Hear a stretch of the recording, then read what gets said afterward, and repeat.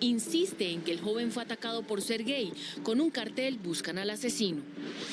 Avanzó la reforma política en segundo debate. Se cayó el voto obligatorio. Lista cerrada sigue. Caso Uribe Vélez. Abogados discutieron por la novedad que presentan las pruebas. Ex precandidato conservador David Barguil es investigado por la Corte por un contrato cuando era congresista. Senador Rodolfo Hernández confirmó hoy en visita a la Casa de Nariño que su fecha de salida del Congreso es el 25 de octubre. En el mundo, nueva jornada de bombardeos de Rusia en Ucrania. Esperen oportunidades, hay cupos para aprender Excel básico. En deportes, la selección Colombia femenina sub-17 está lista para su estreno mundialista. Enfrentarán a España este miércoles. Y en cultura, hoy se conoció el line-up de Stereo Picnic. Más adelante, todos los detalles.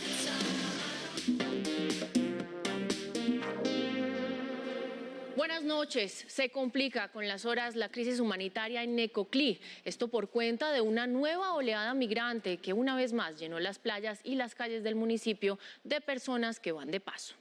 Este puerto es un paso clave en la ruta hacia Centro y Norteamérica. No es la primera vez que ocurre este fenómeno. La Defensoría del Pueblo advierte que unas 9.000 personas están allí a la espera de un tiquete para viajar en bote hacia el tapón del Darién. A Necoclí la caracterizan estas bellas imágenes, pero estas otras son desde hace más de un año parte del paisaje. Miles de migrantes asentados en carpas en las playas de este puerto esperan encontrar un tiquete para poder cruzar por mar hacia Acandí, en Chocó, en la zona fronteriza con Panamá. La cantidad de personas en movilidad humana que han pasado hacia Panamá supera los 150.000 personas en comparación con los 134.000 migrantes en todo el año 2021. Y la tendencia es a seguir aumentando. Según la Defensoría del Pueblo, los migrantes represados, de los cuales 15% son menores de edad, tienen que esperar hasta 4 días para conseguir un tiquete de bote. La odisea a pie que tienen que vivir los migrantes incluye el paso por el peligroso tapón del Darién. Este cruce, según la Organización Internacional para las Migraciones, fue atravesado por unos 28.000 venezolanos en el primer semestre de 2022, 10 veces más que en 2021. Por el Darién, papi, guerreando para adelante, buscando un futuro mejor. En lo que va corrido del año, por allí han transitado al menos 160.000 migrantes que se han expuesto a los grupos armados y los animales salvajes que habitan la zona. Muchos toman el riesgo con tal de buscar un mejor futuro. Un día necesitaba comprarle una comida a mi mamá y como no me vi con plata ni nada y me sentía mal, pues le dije, mami, yo me voy para Estados Unidos, porque desde allá yo le mando todo lo que necesito y le saco todas las necesidades. Según las autoridades panameñas, 3/4 partes de los migrantes que cruzan son venezolanos. Sin embargo, entre quienes hacen la ruta hacia el norte del continente americano, también hay haitianos, cubanos, colombianos, africanos y asiáticos. Una de las rutas que hacen estas personas que están en Necoclí es en bus desde Medellín y en la terminal se siente la crisis con la llegada de miles de personas cada día. ¿Cuál es la situación a esta hora? Ismabel Tobón, buenas noches. Hola Daniela, muy buenas noches. Esta es la situación a esta hora, la que les vamos a mostrar. Pues este es el primer punto de partida de miles y decenas de migrantes de diferentes países, de Venezuela, de Cuba, de Haití, de Ecuador, que están represados aquí tratando de poder obtener un tiquete y poder viajar sea hoy en la noche o mañana a primera hora para el municipio de Necoclí. Pues durante la tarde estuvimos conversando con algunos de ellos y nos manifestaron, por supuesto, ese sueño y ese anhelo de poder llegar a los Estados Unidos, comprendiendo también el peligro que representa el tapón del Darién. A continuación, más detalles. Al día salen de la terminal de Medellín cerca de 1.300 migrantes extranjeros hacia el Urabá. El objetivo, arrancar la travesía de llegar a Estados Unidos o Centroamérica. El primer capítulo dura 8 horas hasta Necoclí. Teníamos ya más de 6 días sin bañarnos y vaina. Pero como te digo, pues, todo obra de Dios. Seguimos adelante. Hoy salimos... Dios mediante salimos hoy en la noche para Necoclí para hacer la cola directamente para la selva. Yendo a los Estados Unidos, este es mi principal propósito, regalarle una casa a mi esposa, a mi hijo, que ellos el día de mañana tengan donde estar. Pero para llegar a enfrentar los riesgos que los espera en la temida selva del Darién, deben primero llenarse de paciencia para aguantar horas en la fría terminal hasta que puedan conseguir un pasaje. Se tarda un poquito porque hay, como puede ver, hay mucha cantidad de personas que están comprando tiquetes para Necoclí, pero sí está fluyendo la cola y sí se están consiguiendo los tiquetes. No importa los kilómetros de travesía, este migrante desde Cali busca llegar a Medellín y continuar la ruta a Panamá. todo lo que se dice, que si la lancha, Capulganá, el tapón, y ahí para adelante, bueno, vamos confiados de Dios. Muchos provenientes de países como Venezuela, Haití, Ecuador y Cuba, donde solo el 15% de quienes viajan son menores de edad, según la Defensoría del Pueblo. En el informe mencionamos una cifra de más de 1.300 migrantes que están saliendo diariamente desde la terminal del norte, como Eliezer, que a esta hora está esperando bus para poder llegar hacia el municipio de Necoclí. Eliezer, cuéntenos un poco si ha sido fácil poder conseguir tiquetes, entendiendo por supuesto la problemática que hay en el municipio de Necoclí. Ha sido súper complicado. Todo el ambiente de tener que viajar desde el país donde estábamos a viajar hasta acá ha sido todo súper complicado.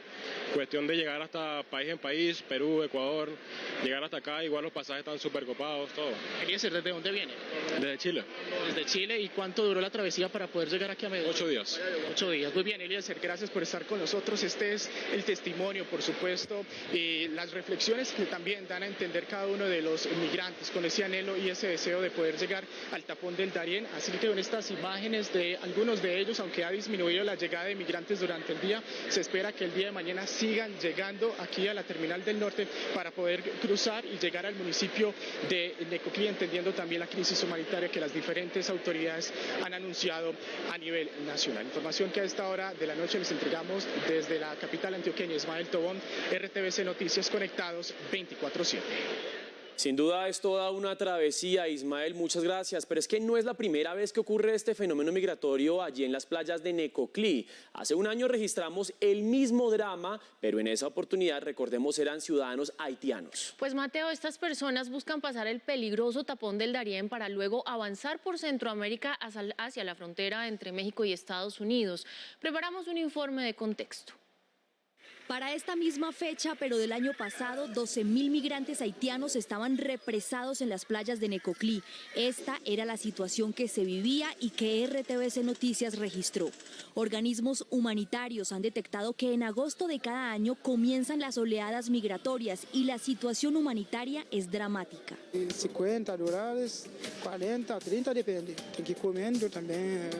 Tudo isso é caro. La parada más difícil es Necoclí. Hace un año como hoy, la playa estaba atravesada por el drama y el dolor, inundada de miles de carpas, cambuches y cocinas improvisadas. Los haitianos hacinados y varados porque los tiquetes estaban agotados hasta por 2 meses y los migrantes sin plata ni comida. Es muy complicado, para mí es complicado, ficar suando, dor de barriga, dor de cabeza, es todo. Los niños sin duda fueron los más afectados, sin alimentación adecuada y con la piel lesionada a fuerza de tanta sal y ni gota de agua potable. As pessoas aqui que viajam, não tem nenhum banheiro aqui para eles fazer necessidade. Vai no meio aqui, no mar, ou vai atrás, vai fazer necessidade. Luego de lograr un cupo hacia Acandí, viajan en caballos y motos para llegar al borde del temido tapón del Darién. Un grupo que tiene 23 personas va a tener como 5 muertos. 5 que va a morir en ese camino. Hay marido que ha abandonado su mujer allá. Hay familia que deja a su bebé en ese camino. Cuando se internan en la selva, todo es incertidumbre. Las amenazas son desde el Clan del Golfo hasta las fieras. Hace un año registramos estas imágenes. Hoy la historia es la misma. Quibdó sigue aislado en medio de bloqueos. Los transportadores y algunas comunidades indígenas mantienen sus vehículos en las carreteras. El 90% del departamento está incomunicado con el interior del país. Aunque las comunidades indígenas levantaron el bloqueo, los transportadores mantienen las vías quietas. Sus vehículos continúan evitando que alimentos, gasolina y pasajeros transiten por las 2 vías que comunican al 90% del Chocó con el interior del país. Y estamos en pie de lucha para quedarnos 8 o 10 días más, hasta que el señor del Ministerio del Interior, de Transporte y Hacienda y todas las entidades que les competa esto nos puedan atender. La capital chocuana no tiene conexión con Medellín y tampoco con Pereira, arterias de la economía para el departamento. Hay al menos 4 puntos de bloqueo. Los transportadores exigen mejoras en su situación. En la zona hay una comisión negociadora. Nos toca dormir en los carros. Nos toca aguantar hambre 2 o 3 días, porque muchas veces no podemos ni acceder al baño a un río o una quebrada cerca, porque los guardias indígenas, como le dijo el gobernador de acá, muchas veces los vemos atropellados. Por el momento continúa el bloqueo vial y Quibdó completa 2 semanas aislado del resto del país. La gasolina y algunos alimentos todavía no llegan a Quibdó debido a los bloqueos. Esto genera desabastecimiento en la capital chocuana. Karina Prado, periodista de la Radio Nacional, nos cuenta más. Y en el departamento del Chocó ya se inicia a notar el desabastecimiento, es decir, la falta de todos estos productos básicos de la canasta familiar. No se consigue tampoco combustible en ningún territorio del departamento del Chocó. La situación es compleja. Ya no hay combustible en las estaciones de servicio. Ya se empieza a sentir la queja de la comunidad porque esto empieza a afectar la movilidad, el transporte para ir al trabajo, la alimentación. Las actividades económicas informales en la capital chocoana también se han visto afectadas por esta situación. Por ejemplo, los mototaxistas, quienes han pedido y han hecho un llamado a las autoridades para que cese esta situación. Desde Quibdó, en el departamento del Chocó, Karina Prado Rivas, Radio Nacional de Colombia y RTVC Noticias, conectados 24/7. Estas cifras de UNICEF son alarmantes. El matrimonio infantil es una práctica que sigue en Colombia. 2 de cada 100 niñas menores de 14 años lo padecieron o lo están viviendo en este momento. El país ocupa el puesto número 20 en el mundo en el ranking de este sometimiento. El estudio de la UNICEF, que recopila información de la última década, reveló que en Colombia registraron más de 1.100.000 casos de matrimonios infantiles y uniones tempranas en el periodo 2010-2020. El informe muestra que 1 de cada 5 mujeres entre los 15 y los 19 años está en unión temprana o se ha unido desde esta etapa, mientras que en el caso de las niñas entre los 10 y los 14 años, 1 de cada 50 está unida o se ha unido en esos rangos de edad, es cerca del 2%. En muchos casos, los padres son responsables. Yo tenía 13 y el señor tenía 25 años. Yo tuve a mi bebé de 14 años. Yo a esa persona nunca lo quise. Fui maltratada por su mamá, por su familia. Por otro lado, este estudio de la UNICEF muestra que un 12,6% de las adolescentes entre los 15 y los 19 años se encuentran en uniones de hecho y solo el 0,8% se unen por medio del matrimonio. El documento de la Organización Internacional también revela que la diferencia de edad entre estas jóvenes y sus parejas oscila entre los 6 y los 9 años. Mientras que el 10% de ellas tienen una pareja con más de 10 años de diferencia. Desde el 2018, el Instituto Colombiano de Bienestar Familiar ha abierto más de 400 casos de restablecimiento de derechos por esta problemática. El documento de la UNICEF muestra que los matrimonios infantiles y las uniones tempranas se registran principalmente en departamentos con mayores niveles de pobreza multidimensional como Bichada, Amazonas, Chocó, La Guajira y Caquetá. La Cruz Roja Internacional alertó que en los últimos 5 años se agudizaron las consecuencias humanitarias por la presencia de artefactos explosivos en Colombia. Más de 1.900 personas han sido víctimas. Desde 2018 a la fecha, 1.938 colombianos han sido víctimas de artefactos explosivos. Chocó, Nariño y Antioquia son las regiones más afectadas. Existen comunidades que no pueden transitar libremente por sus territorios. No pueden cazar, no pueden pescar y no pueden acceder a sus cultivos. Hay niños y niñas que no pueden ir a la escuela por la presencia de artefactos explosivos.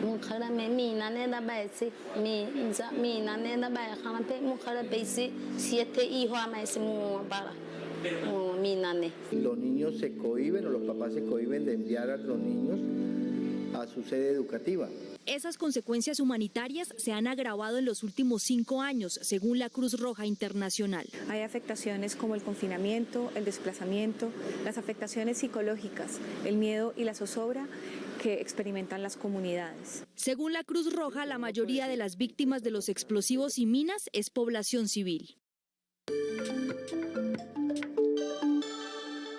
Le hacemos seguimiento al caso de Juan Esteban Alzate, el joven de 15 años asesinado en medio de un inexplicable caso en Transmilenio. Su mamá insiste en que es un crimen de odio, pues lo atacaron, según ella, por pertenecer a la comunidad LGTBI.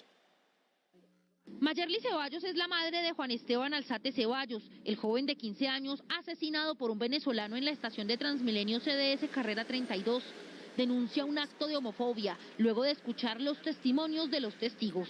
Sí, claro, la persona que atacó a mi hijo causándole la muerte de esa persona era homofóbica porque él hizo varios lances, sino que la pareja de mi hijo fue el que se metió para que no lo atacara más. Claro, eso fue por homofobia. Con dolor y lágrimas, narró a RTVC Noticias lo que realmente sucedió con su hijo después de salir a disfrutar con su pareja y amigos al Chorro de Quevedo el sábado y devolverse en Transmilenio. Cuenta el novio que él le pisó la chancla a un venezolano y que el venezolano le dijo que por favor que le pidiera perdón y que se le arrodillara, y pues mi hijo no lo iba a hacer y mi hijo le dijo que no, que él no era nadie para que arrodillársele, y el venezolano sencillamente sacó el cuchillo y me le pegó 2 puñaladas a mi hijo en el corazón, quitándome la vida. Mayerly tiene 33 años, es madre soltera de 6 hijos, incluido Juan Esteban. 2 días antes había perdido el trabajo. Viven en Islandia, localidad de Bosa. Mientras dormía, a las 3 de la mañana del domingo, entró la llamada con la noticia de que a su hijo lo habían asesinado. Un niño que no se metía con nadie, un niño que era estudiante del Colegio Fernando Masuera. Era un joven que tenía demasiados sueños de irse para Estados Unidos, de volverse un profesional, de convertirse en un modelo, de darme una casa cuando yo llegara viejita. Su madre lo describe como un niño juicioso que le gustaba ayudar a la gente. No era problemático, pero siempre lo juzgaron por su condición sexual. Aquí en RTVC Noticias también hablamos con el novio de Juan Esteban Alzate, quien además es testigo de los hechos. El joven también resultó herido en medio del ataque. Un usuario de Transmilenio grabó desde su celular lo sucedido minutos después del ataque con arma blanca a Juan Esteban. Uno de los sujetos le propinó las heridas con arma blanca y lo que hago es inmediatamente mirar a Esteban. El hombre en varias ocasiones trató de volver a intentar apuñalearlo. Pareja y amiga de Juan Esteban también fueron víctimas de esa agresión. A mí también me proporcionó una herida cortopulsante en la cabeza. Saco a Esteban de la estación arrastrado, ya prácticamente sin signos vitales. Me cogió el pelo y me jaló. Y cuando me jaló el cabello, pues yo me fui hacia atrás y en un momento de esos, pues ya volteo a ver y vi a mi amigo ensangrado, le habían metido una puñalada en el pecho. Los testigos de la tragedia confirmaron que el agresor sí es el que aparece en el cartel publicado por las autoridades, aunque aseguran que hubo más cómplices. En ese momento se suben 4 personas, las cuales eran extranjeros. Me doy cuenta obviamente cuando ellos estaban hablando dentro del Transmilenio. La recompensa de 20 millones de pesos por información que permita la captura del responsable se mantiene. Pareja, amiga y familiares de Juan Esteban esperan que este hecho no se convierta en una estadística más de casos en la impunidad.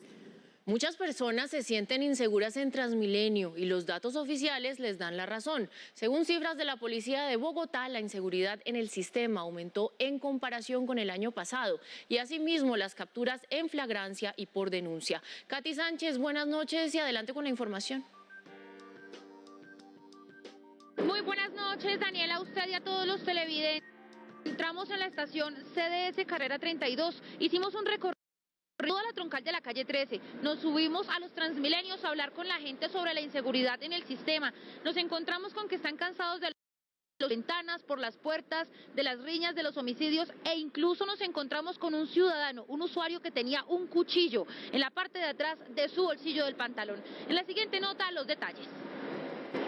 La inseguridad en Transmilenio aumentó en comparación del año pasado. Según cifras de la Policía Metropolitana de Bogotá, entre enero y agosto del 2021 hubo 414 casos de hurto y en el 2022 hubo 740. Roban celulares por las ventanas, en las puertas le sacan a uno las cosas.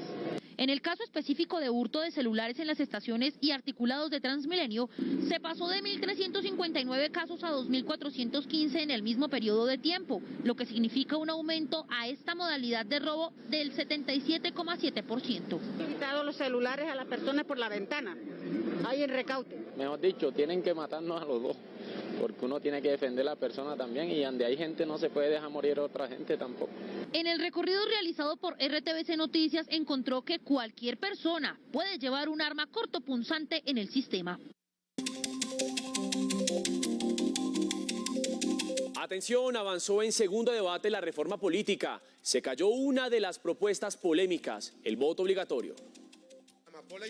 En un candente debate, el legislativo aprobó las listas cerradas para las votaciones al Congreso por 2 periodos electorales y para congresistas, diputados y concejales solo se podrán reelegir hasta por 3 periodos. Durante un periodo de 8 años van a tener la posibilidad de votar por listas cerradas, bloqueadas, con paridad de género.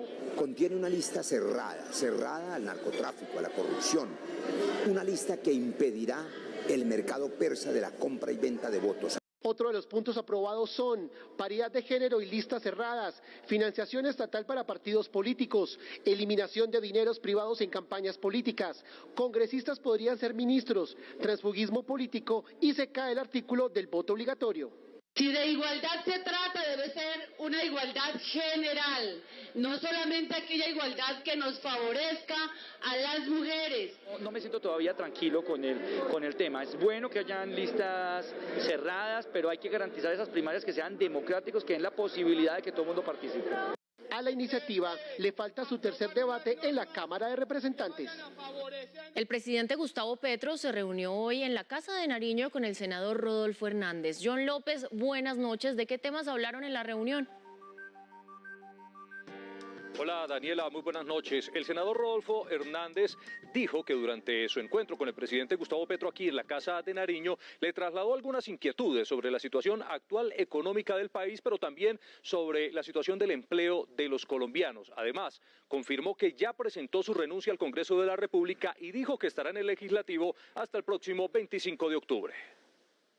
Una vez terminó la reunión con el presidente, el ingeniero confirmó que ya presentó su renuncia al Congreso. Yo la radiqué ayer y vamos a estar hasta el 25, que es la fecha que me recomiendan los que saben de eso, para si en el futuro hay otra oportunidad en no quedar inhabilitado. También habló sobre los temas que trató con el presidente Gustavo Petro.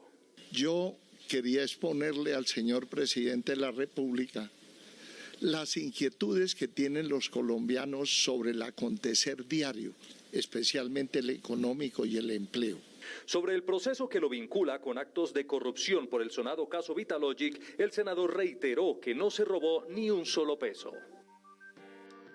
A esta hora, el presidente Gustavo Petro adelanta aquí en la Casa de Nariño una reunión con un grupo de delegados del expresidente Juan Manuel Santos, con quienes analizan la situación del Galeón San José. Recordemos que fue declarado como bien de interés cultural en el año 2020 y aún hay un litigio para definir a quién pertenecen sus tesoros, si a Colombia o a España. Mañana, el presidente Gustavo Petro adelantará su agenda en Caldono, Cauca y Santander de Quilichao. Compañeros, esa es toda la información por el momento desde la Casa de Nariño, en el centro de Bogotá. John López, RTVC Noticias, conectados 24/7. John, por toda esta información, muchísimas gracias. Continuamos porque la Cámara de Representantes ratificó el acuerdo de Escazú. Al texto solo le falta la conciliación con el Senado para convertirse en ley de la República. Luisa Barberi, usted tiene los detalles. Muy buenas noches. Mateo y televidentes, muy buenas noches. Con 121 votos a favor y 1 en contra, fue ratificado este acuerdo de Escazú aquí en la Cámara de Representantes, que tiene como principal objetivo garantizar el acceso a la justicia de líderes y defensores ambientales. Asimismo, llevarle a las comunidades información pertinente y oportuna sobre las diferentes problemáticas que se registran en los territorios al nivel nacional. Colombia es el país número 14 en ratificar el acuerdo de Escazú entre los 24 que lo firmaron.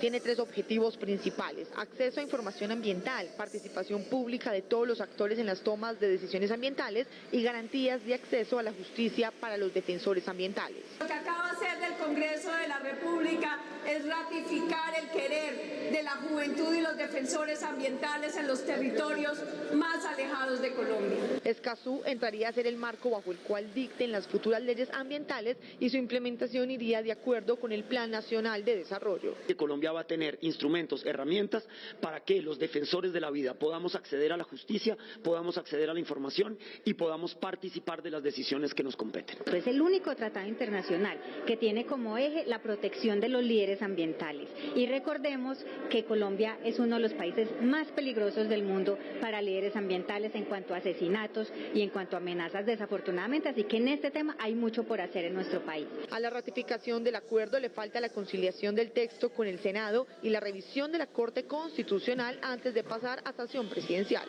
Hace pocos minutos en plenaria de la Cámara de Representantes fue aprobado en segundo debate el proyecto que regula el uso de cannabis en adultos. Este proyecto proyecto cuenta con el respaldo del gobierno nacional y se tuvo en esa oportunidad 105 votos a favor y 33 en contra. A este proyecto le restarían entonces 6 debates para su aprobación total.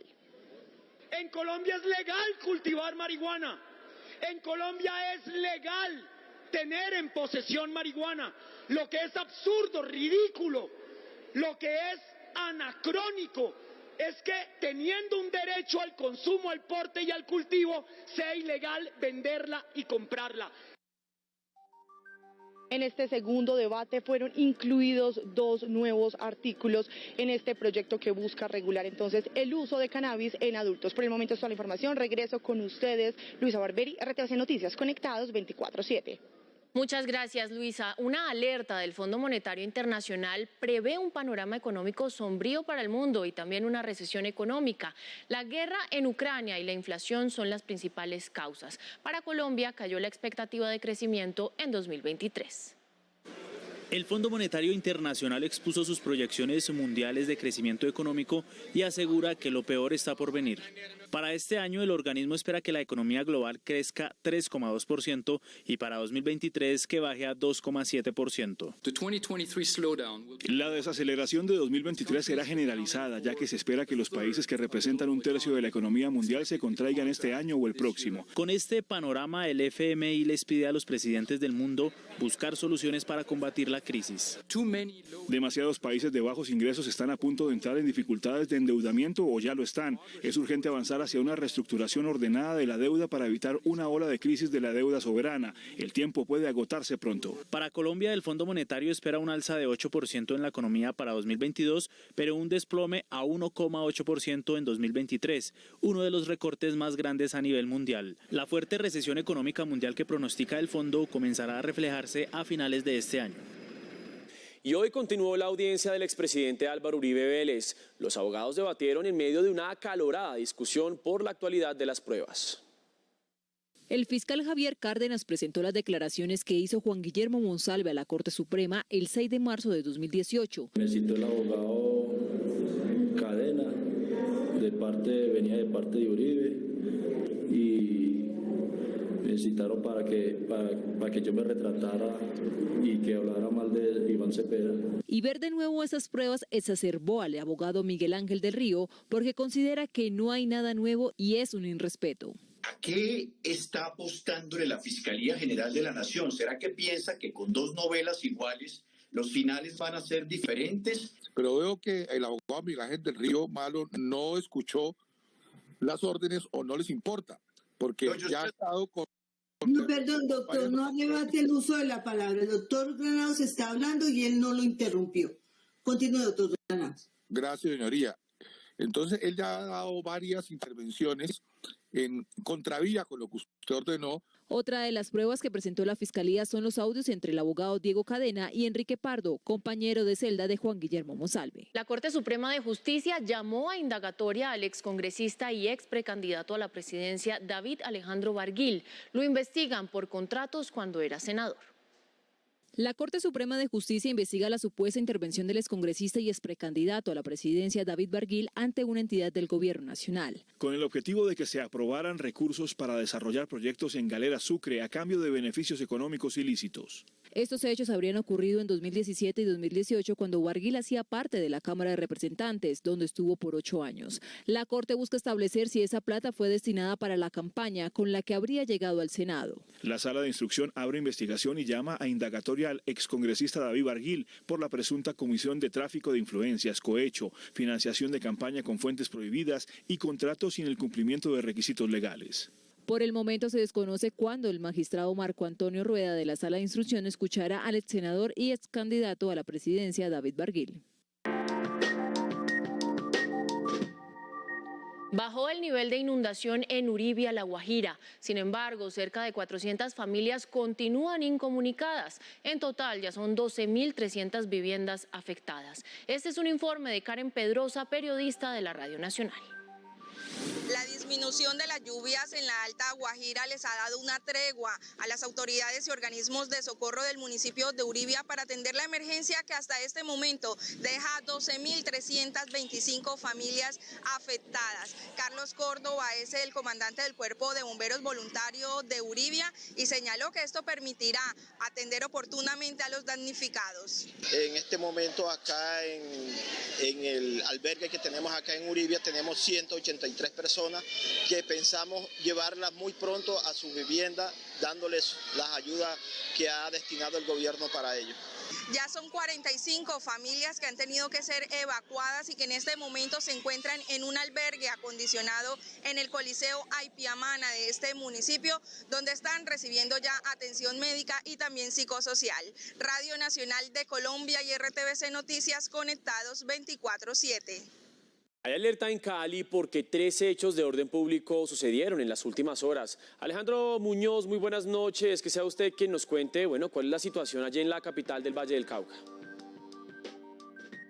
Mateo, televidentes, buenas noches. Pues en el caso, por ejemplo, del presunto fleteo a un adulto mayor, la policía confirmó que no le hurtaron el dinero, pero sí una bolsa con pertenencias personales. Esta persona salió en horas de la tarde de la clínica en la cual se encontraba por la herida que le produjo el disparo en su rostro. Por otro lado, la policía investiga el momento cuando un uniformado disparó su arma de dotación. Y en el caso de los ataques a los buses del masivo, pues Metro Cali ha indicado que incluirá 400 nuevos agentes culturales y además policías para garantizar la seguridad del mío. Un hombre quedó hospitalizado después de un fleteo en el norte de la ciudad. La víctima salió de un banco de un centro comercial cuando los delincuentes le dispararon en el rostro con un arma traumática para poder robarle una bolsa. Ya los invitamos también para que se acerquen a nuestras unidades de policía judicial, denuncien y poder realizar las investigaciones correspondientes. En video quedó registrado cuando un policía disparó su arma de dotación contra el piso en medio de un procedimiento en el barrio El Rodeo de la Comuna 12. Con relación a lo sucedido, se aperturó de oficio las investigaciones disciplinarias y penales conducentes a esclarecer la presunta actuación irregular por parte del funcionario policial. Los daños a la infraestructura del mío continúan. Esta vez la estación Fray Damián fue el epicentro de los daños. Hay una responsabilidad clara del operador que tiene Metro Cali para eso. Ellos deben hacer el proceso de custodia de las estaciones que no están en funcionamiento. Este año van más de 1.000 atentados contra el medio de transporte. Vamos con noticias de Bucaramanga. Más de 400 cilindros de gas propano decomisados y expendidos sellados dejaron los operativos para controlar este combustible.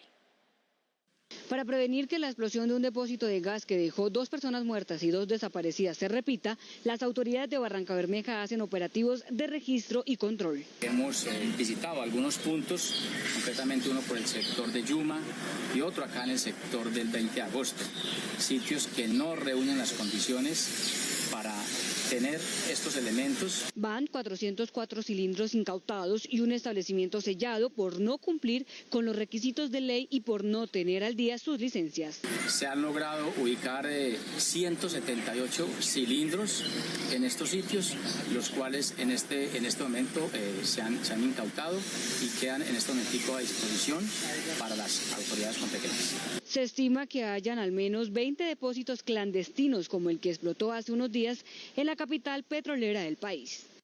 Nueva jornada de diálogos regionales vinculantes en Ocaña y Valledupar. En el Catatumbo hablaron sobre infraestructura vial, educación y erradicación de cultivos ilícitos. El informe es de Anderson Salinas, periodista de la Radio Nacional de Colombia. Cerca de 2.500 personas se reunieron en el diálogo regional vinculante desarrollado en el municipio de Ocaña, en el departamento de Norte de Santander. Aquí se reunieron líderes sociales, campesinos, autoridades departamentales y municipales de la región del Catatumbo, donde trabajaron en 5 ejes temáticos para reunir las ideas, propuestas y proyectos que serán tenidos en cuenta en el Plan Nacional de Desarrollo 2022-2026. Hemos dicho al señor presidente que este territorio, el de Norte de Santander, requiere ser escuchado en el diálogo con el ELN, que esa negociación tenga en cuenta las particularidades de Norte de Santander. Radio Nacional de Colombia y RTVC Noticias, conectados 24/7. Los diálogos regionales en Valledupar se centraron en las comunidades indígenas de la Sierra Nevada. Joomar Navarro, periodista de la Radio Nacional, amplía la información. Una numerosa delegación de indígenas cancuamos llegaron desde la Sierra Nevada de Santa Marta, encabezados por su cabildo gobernador Jaime Luis Arias, pidiendo garantías al gobierno nacional y esperando que se cumplan los compromisos para preservar la vida de esta etnia y que esto quede plasmado en el Plan Nacional de Desarrollo. Y de alguna forma integrarnos a ese ejercicio regional y nacional que permita hacer ese cambio por la paz en nuestro territorio. Los indígenas cancuamos no fueron los únicos que llegaron desde la Sierra Nevada. También lo hicieron los indígenas arhuacos, los cogis y los huihuas para pedir garantías de derechos en sus territorios. Radio Nacional de Colombia y RTVC Noticias, conectados 24/7. Una joven intentó tomarse un trago flameado en un bar de San Gil y terminó en llamas. Las quemaduras afectaron gran parte de su rostro. Más noticias de las regiones en el siguiente panorama nacional. En la tarde se registró un accidente de tránsito en la carrera primera oeste con calle primera del barrio Santa Teresita, oeste de Cali. Según las autoridades de movilidad, 9 personas que iban a bordo del vehículo resultaron lesionadas. Mañana en Bucaramanga se llevará a cabo el segundo día sin carro y sin moto en 2022. Se iniciará la jornada desde las 6 de la mañana y terminará hasta las 6 de la tarde. Se esperan que más de 650.000 vehículos dejen de circular por las calles del área metropolitana. En Medellín, el movimiento feminista Estamos Listas lanzó una alerta porque en los últimos 10 días se ha registrado la muerte violenta de 4 mujeres en la capital antioqueña. 3 de las víctimas eran ciudadanas venezolanas, 2 de las cuales murieron a manos de sus exparejas sentimentales.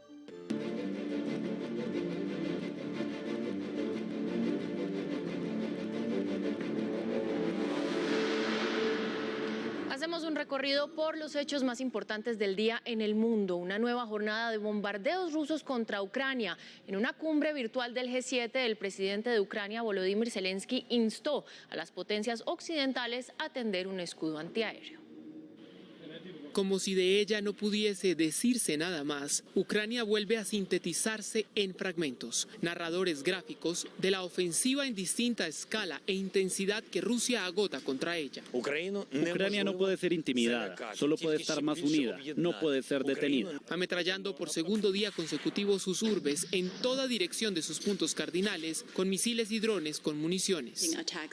Tenemos que enfatizar que dirigir ataques contra civiles y sus bienes, que no son objetivos militares, equivale a un crimen de guerra. El foco de Naciones Unidas es el mismo del G7. Las potencias industriales por videoconferencia decodificaron que en este punto Rusia opte por una simultaneidad de bombardeos así que privan a Ucrania incluso de electricidad a puertas de invierno. Es en realidad un signo de debilidad porque no son capaces de progresar en el campo de batalla. Rusia en realidad está perdiendo. Muertos y heridos vuelven a alimentar cifras de este frenesí. Significa que la guerra es cada vez más difícil para los civiles. Vamos a ver más desplazamientos, por lo que vamos a ver un impacto humanitario cada vez mayor. Mientras Rusia reivindica solo reaccionar contra instalaciones energéticas y entrena hombres para que pisen Ucrania, en el punto que se escenifique esta guerra, claro es que su final se aleja. Un aumento en el salario por encima de la inflación anual por parte de los sindicatos de refinerías de gasolina tienen aprietos a toda Francia. La escasez de combustible se suma al racionamiento que ha causado la guerra en Ucrania. Cada gota de gasolina es altamente preciada en Francia, escasa por donde se mire. Así es como se ve la persecución de un grial moderno, ese que da vida a estos artefactos de 4 o de 2 ruedas que se apilan así sea por un poco de ella. Ahora tengo que ir a trabajar. He estado levantado desde las 7 de la mañana para poner gasolina en el auto. Es una verdadera molestia. Los recovecos donde hayan pistas de líquido combustible se alargan con facilidad. No pueden reponer el suministro porque ya no hacemos nada, no sacamos nada. En realidad está empezando a ser preocupante y todo el mundo habla de ello. Los franceses están empezando a preocuparse. Huelgas en las refinerías del suelo galo, a solicitud de un incremento salarial aún sin atención, ponen stand-by al ritmo normal de Francia, detenido desde la raíz. Total Energies y ExxonMobil y sus colosales plantas. De ahí el jaque del país a media marcha.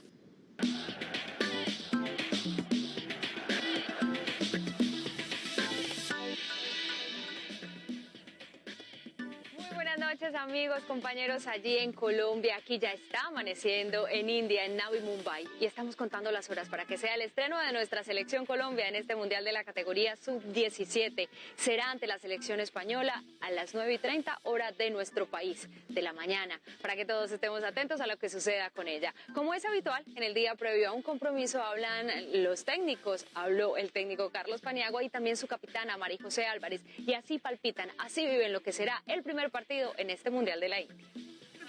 Llegó la hora del primer paso y ellas están listas. El equipo que se encuentra muy bien, se encuentra muy bien adaptado aquí al cambio horario de la India.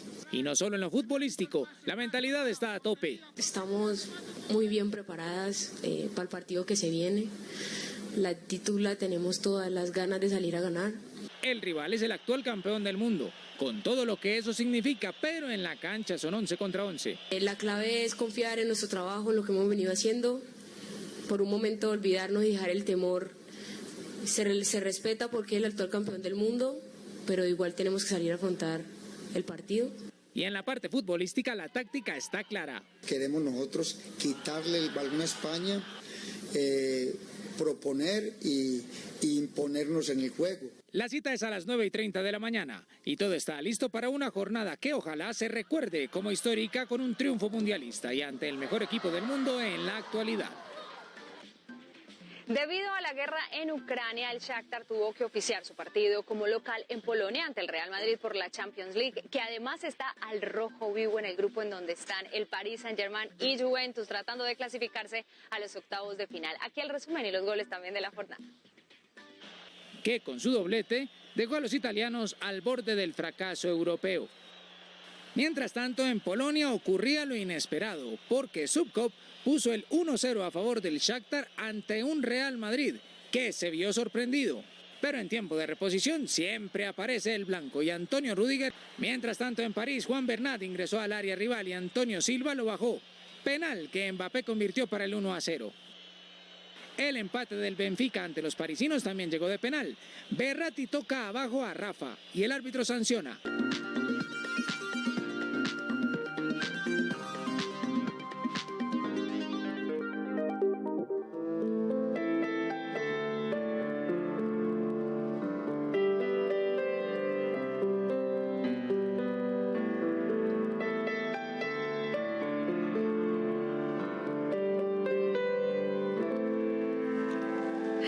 Y esta noche los saludo con Don't Cry de Guns N' Roses porque hoy es la primera fecha de sus conciertos en Bogotá. Llegaron a Colombia en la tarde del domingo, venían de Santiago de Chile y se van a estar presentando hoy y mañana.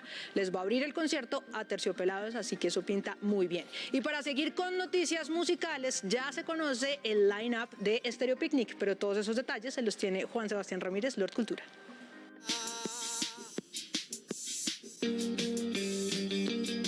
La espera terminó. El Festival Stereo Picnic, el evento musical más grande de Colombia, anunció su cartel oficial para la edición 2023 y, a diferencia de otros años, contará 4 días de festival. Edición épica por la cantidad de celebridades que encabezan el cartel, como Billie Eilish, Blink-182, The Chemical Brothers, Moderat y Drake. Además, luego de varias ediciones, estarán los legendarios e icónicos referentes del rap estadounidense Wu-Tang Clan. Mientras que de la escena musical latina destacan los nombres de Rosalía, Ryan Castro, Kali Uchis, Alcia Costa, Jerry Rivera y Moral. Quiero volverte a llamar, que a la mañana siguiente. Está previsto que los artistas que encabecen el cartel tendrán shows de 1 hora, es decir, la trayectoria de cada cantante va ligado al tiempo en el escenario. Cuenta regresiva para el inicio de un festival que promete traer músicos de todo el mundo los próximos 23, 24, 25 y 26 de marzo en el Centro de Eventos Briceño 18.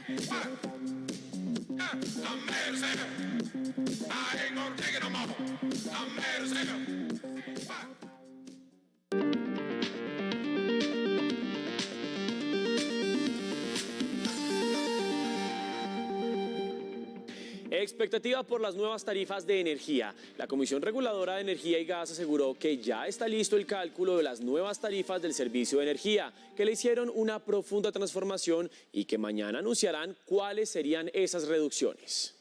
Con medidas transitorias, la meta del Ministerio de Minas es que los precios de las facturas en el servicio de energía comiencen a bajar el próximo mes para los usuarios. Sin embargo, para ir más allá y modificar la fórmula que determina los precios, el proceso tardará más de un año. Una vez entrada en vigencia las nuevas metodologías, más o menos en un promedio de entre 6 meses, un año, a veces se alarga un poco más dependiendo de la complejidad de la información que entreguen, pues entrarían ya en vigencia para cada empresa.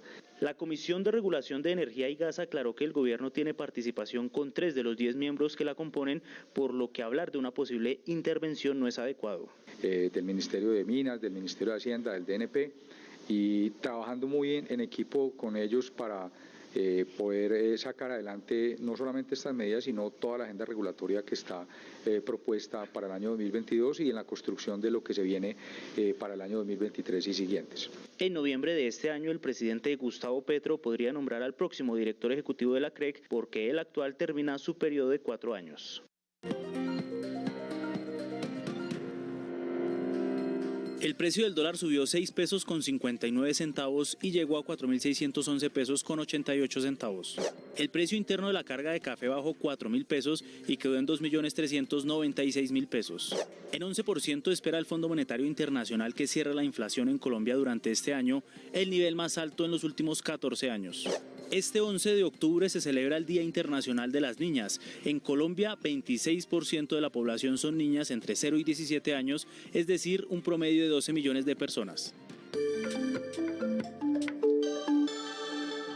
La Corte Constitucional citó para el 21 de octubre a varias entidades del gobierno y a las comunidades indígenas para hacerle seguimiento a la sentencia que protege los derechos de la niñez guayú. Más hechos del día en un minuto.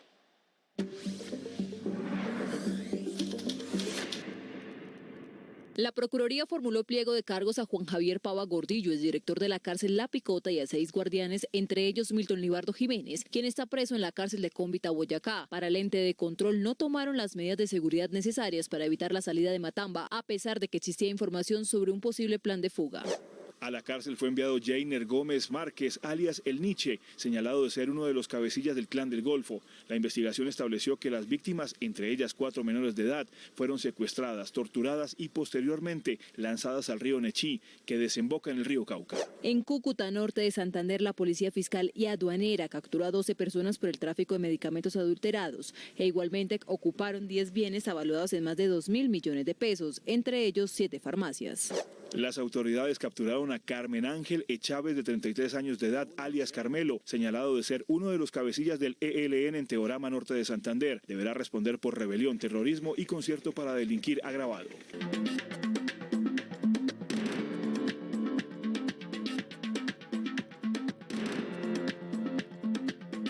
Actualizamos la información internacional. La Fiscalía de Perú presentó hoy una denuncia constitucional en el Congreso por una supuesta organización criminal que presuntamente lidera el presidente Pedro Castillo. Esto podría llevar a la suspensión del mandatario en el cargo. Más noticias del mundo a continuación. La ceremonia de coronación de Carlos III, proclamado rey en septiembre tras la muerte de su madre Isabel II, tendrá lugar el 6 de mayo de 2023 en la abadía de Westminster en Londres. El monarca será ungido, bendecido y consagrado por el arzobispo de Canterbury, según anunció el Palacio de Buckingham. 3 días después del deslave ocurrido en Las Tejerías, Venezuela, la esperanza de encontrar a los más de 50 desaparecidos se desvanece. Según el último reporte del gobierno, hasta el momento han sido hallados 43 cuerpos y se estima que haya un centenar de víctimas fatales. Las familias de las víctimas de la masacre perpetrada en una guardería de Tailandia se congregaron en un templo del nororiente del país, donde los 24 niños y 12 adultos asesinados por un ex policía fueron cremados en una inusual ceremonia colectiva. Israel y Líbano alcanzaron un acuerdo histórico mediado por Estados Unidos para resolver una vieja disputa sobre la frontera marítima entre ambas naciones. Este podría desbloquear la explotación de recursos como el gas natural. Aunque falta la aprobación oficial, las partes aseguraron que el borrador es mutuamente satisfactorio. Llegamos a oportunidades y atentos porque hay cursos gratis para aprender Excel básico. Aquí les contamos cómo pueden inscribirse. En oportunidades para aprender Excel, vaya a la página aprendomás.quaed.unam.mx. Diríjase al buscador y digite la palabra Excel. Clic en esta opción y seleccione Entrar. Acá deberá registrarse y crear un usuario y contraseña para acceder al curso que tiene por objetivo aprender a utilizar hojas de cálculo, gráficos, organizar y planear actividades, entre otras herramientas. Atentos, el curso es virtual y tiene una duración de 30 horas.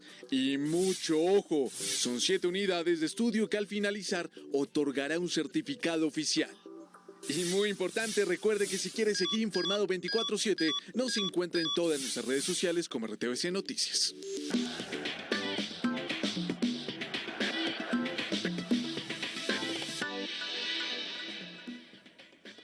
Brasil, Chile, Alemania y las locales le dieron apertura a este mundial de la categoría sub-17 aquí en este país maravilloso, en este subcontinente. A continuación les presentamos los goles y el resumen de esta primera jornada. El debut absoluto de las Indias fue con una estrepitosa goleada. Estados Unidos ganó por 8-0, con tantos de Melina Remivas en 2 oportunidades. Charlotte Kohler, Onyeka Gamero, Giselle Thompson, Ella Henry, Taylor Suárez y Mia Buta sentenciaron el marcador. Perdieron las locales 0-8. Brasil le ganó a Marruecos con un solitario tanto de Johnson, que le dobló las manos a la golera africana. Chile venció 3-1 a Nueva Zelanda. Figueroa abrió el marcador al minuto 12 con la asistencia de Constanza Oliver. Rovner aumentó la ventaja chilena en el marcador con un 2-0 de penal. Nueva Zelanda descontó con un tanto de Emily Clegg, pero Anaí Cifuentes selló la victoria chilena en el minuto 64 marcando el 3-1. Finalmente Alemania superó a Nigeria por 2-1, aunque fueron las africanas las que sorprendieron con el 1-0 adelante de Miracle Unsani. Svea Stolt al minuto 49 y Mara Albert al 61 sentenciaron la remontada alemana para quedarse con el marcador a favor, 2-1. Siguen las emociones de los Juegos Sudamericanos que ustedes están viviendo y disfrutando a través de nuestra pantalla de Señal Colombia. En el fútbol colombiano, el Deportivo Pasto se enfrentaba a Patriotas tratando de seguir líder de nuestra liga colombiana. Y Einar Rubio se convirtió en el mejor colombiano en el Tour de Langkawi que se disputa en Malasia. Aquí nuestro resumen deportivo del día. Colombia logró 2 medallas de oro en la jornada de los Juegos Suramericanos que transmite Señal Colombia. Juan Morales ganó en la natación aguas abiertas y Alejandro Rodríguez ganó la máxima presea en el canotaje masculino modalidad C1. Patriotas y Pasto igualaron a un tanto en la apertura de la fecha 17 de la Liga del Fútbol Colombiano. Leiner Escalante adelantó a los visitantes a los 20 minutos de juego. Iván Rivas marcó el empate del Patriotas al finalizar el primer tiempo. Pasto continúa como líder de la liga con 30 puntos. En la primera etapa del Tour de Langkawi, el ruso Gleb Syriza se quedó con la victoria al sprint. El mejor de los 5 colombianos en competencia es Einar Rubio en la casilla 14 a 10 segundos del ruso.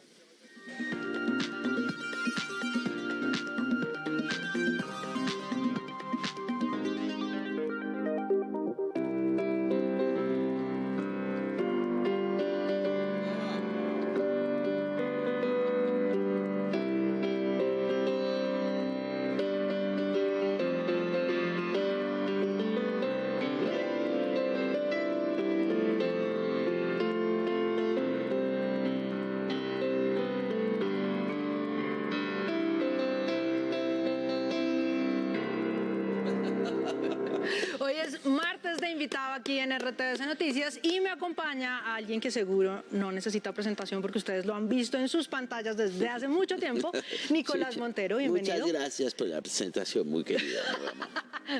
Nicolás, ¿por qué será que a usted le gusta tanto a las señoras? Mi mamá es fan enamorada suya. No, eso sí toca preguntarle a las señoras. Pero Pacheco Gran, yo creo que el mejor entrevistador que todo este país, decía una cosa muy divertida, decía, yo pego entre tales edades, hasta los 7 y después de los 70. Decía, creo que es probable que esté pasando lo mismo. Nicolás, ¿por qué comenzamos? O sea, ¿por qué me hizo estudiar esta canción? No, primero lo de estudiar es que acaba de mirar el celular. Lo que pasa es que tiene mucho oído y está muy bien entrenado. No, porque es una canción que me pone de buen humor. Siempre me ha puesto de buen humor. Recuerdo que una vez estábamos por allá con una amiga en la plaza de San Francisco con Dinamarca. Y hasta ahí me acuerdo. Sonó la canción, ya está ahí. ¿Usted por qué sabe tanto de literatura? No, primero, no estoy tan seguro que la afirmación sea totalmente correcta. No, es correcta. Yo doy fe, es correcto. No porque me gusta, es simplemente porque me gusta, porque es como que...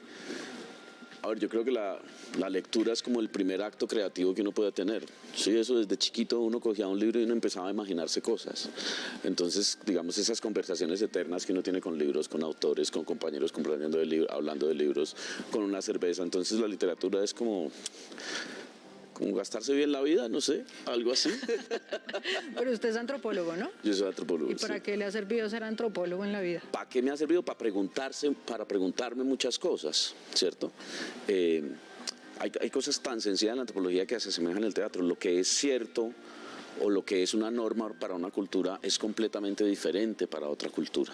Bueno, pero en este momento está dirigiendo el Teatro Nacional y tiene el teatro como aliado en una campaña a favor de la prevención del cáncer. Claro, cuando se acercan al Teatro Nacional, en principio, decía que lo hiciéramos con un producto que tenemos que es enormemente exitoso, que se llama Mujeres a la Plancha, ¿verdad?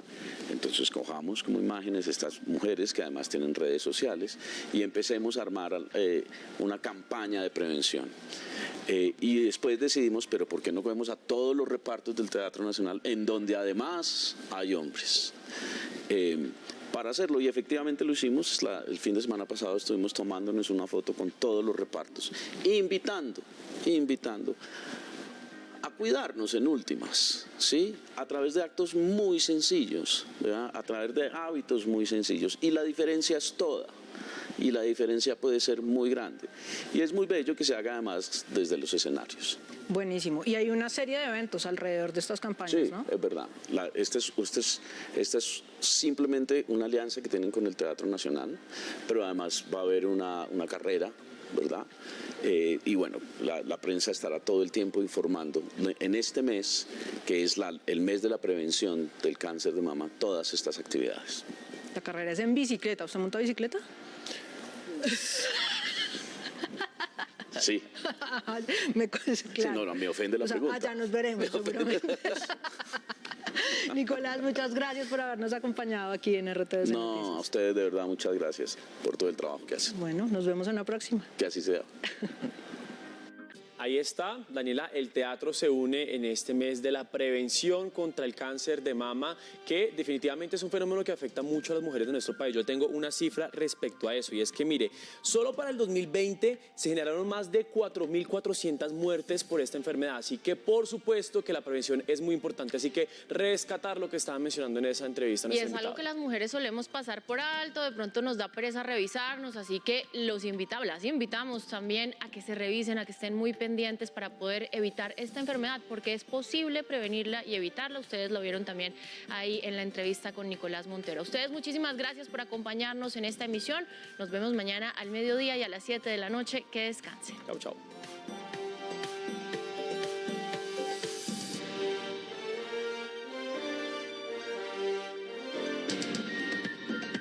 RTVC Noticias, emisión central.